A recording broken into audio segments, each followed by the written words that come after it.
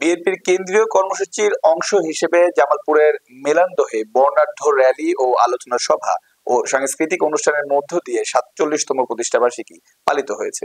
বিস্তারিত থাকছে শরীফুল ইসলাম ঝোকনের প্রতিবেদনে। এ উপলক্ষে মেলান্দহ উপজেলা বিএনপি, হাজরাবাড়ী পৌরসভা ও মেলান্দহ পৌরসভার আয়োজনে স্থানীয় উপজেলা অডিটোরিয়াম প্রাঙ্গণ থেকে একটি বর্ণাঢ্য র্যালি শুরু হয়ে মেলান্দ বাজার প্রদক্ষিণ করে উপজেলা প্রাঙ্গণে র্যালি সমাপ্ত হয়। র্যালি শেষে স্থানীয় মেলান্দহ উপজেলা অডিটোরিয়াম প্রাঙ্গণে আলোচনা সভা অনুষ্ঠিত হয়।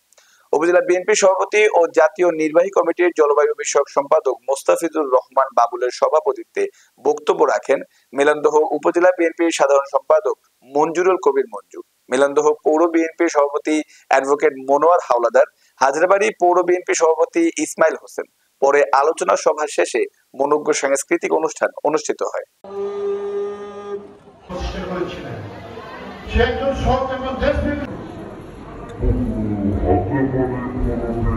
সম্মানিত নেতৃবৃন্দ, বাড়িঘর ছেড়ে আমরা সর্বস্তরের নেতা কর্মী আমরা সংক্ষিপ্ত বক্তব্য রাখবেন সাবেক ভাইস চেয়ারম্যান সাবেক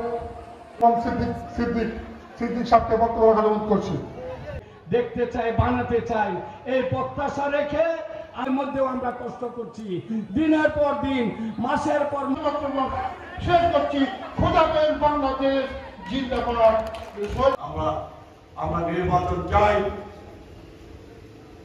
আমার নিরপেক্ষ সুস্থ নির্বাচন আমরা চাই। আপনারা চান না? বাংলাদেশের মানুষ চায় না? বাংলাদেশের মানুষ চায় আমার নিরপেক্ষ সুস্থ নির্বাচন। বাংলাদেশের মানুষ ভরসা চালা যেতে চায়, ভরসা চলে গিয়ে লাইনে দাঁড়াতে চায়, ডালার প্রমাণ হাতে চায়, সিল হাতে চায়, পছন্দ মতো প্রার্থীকে ভোট দিয়ে বাংলাদেশের মানুষ এমপি বানাতে চায়, তাই না?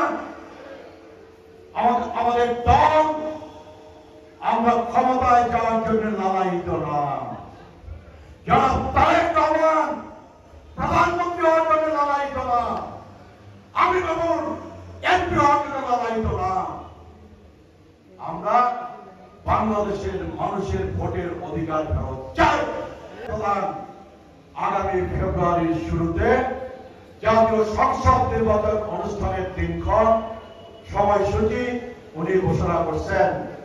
বিএনপির ৪৭তম প্রতিষ্ঠাবার্ষিকী প্রচন্ড গরম বক্তৃতা বিশেষ করা বছর বিএনপির আন্দোলনের মধ্যে দেশ কার্যক্রমের নির্দেশে সুদূর